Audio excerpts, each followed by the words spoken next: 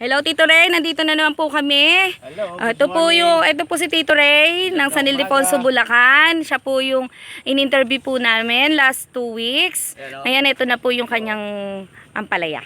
Nung pumunta kayo dito, ang bunga niyan, ganito pa lang. Opo. Yan, ito. Opo, ganyan po yun. Ngayon, after 1 week ba yun, nung Opo. bumalik kayo? Opo, pangalawang linggo pa lang po ngayon. Oh, ito na siya. Nakuha ko na yung mas malalaki dyan, ando sa bahay. Ah, Siguro mga 10 kilos yung nakuha ko kanina. Ayan, ito na, ayan, kasalukuyan siya ngayon naghuhulog ng bunga. Ito.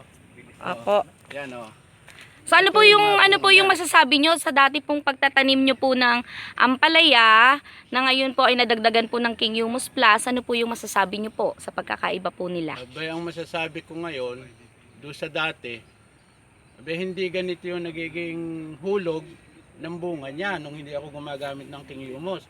Yan kahit saan makikita mo ang bunga niya Yan dati nung nagtatanim ako ng ampalaya, dito lang siya, dito mo lang makikita yung bunga, pero hindi ganyan yung nagiging bigay ng bunga niya. So marami na, nakakailang na po kayo, harvest na po kayo.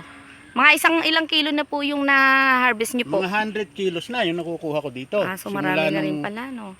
After 1 week na nanggaling kayo rito, nung unan yung kunan, maliliit pa nga nun. Ngayon, ito, ayan siya. Lalaki na siya. Ayan mga nakakatago lang yan. Ito pa, ayan. Yan, So marami po talaga ang naaninan niya. Iba yung pagkakagamit ko talaga ng King Humus. At bumilib talaga ako sa kanya kahit nung una pa lang nakagamit na ako ng King Humus. Ngayon, mas naging bilib ako dahil dito ko napatunayan sa ampalaya ko. Ayan, ikaw makakapagpatunay, makikita mo. Ayan, may mga nakikita. Sayang nga lang po, hindi po kami nakapunta dito noong nakaraan, nung nag-aanihan kayo. Nung sana, kasi yung patola ko, makikita niyo talaga kung gaano karami yung nakakuha na bunga. Sige po Tito Ray, maraming salamat po. Okay, sige. Thank you po. Ayan,